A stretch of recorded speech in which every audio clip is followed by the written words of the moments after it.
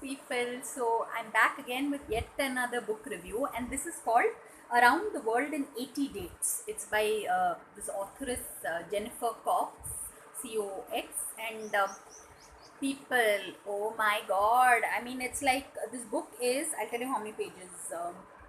400 pages, and it's like that's what, like the name suggests, around the world in 80 dates, as in the authoress is a British writer, and she gets friends to arrange dates for her.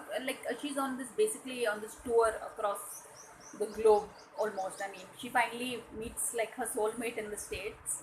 So it's a one of a kind sort of book, people. So yeah, I mean, and when you it's like 80 dates, right? So I mean, it's quite interesting that the sort of people's perception towards her is also different in different continents that she visits, so amazing book. So do try and read it, people. Around the World in 80 Dates.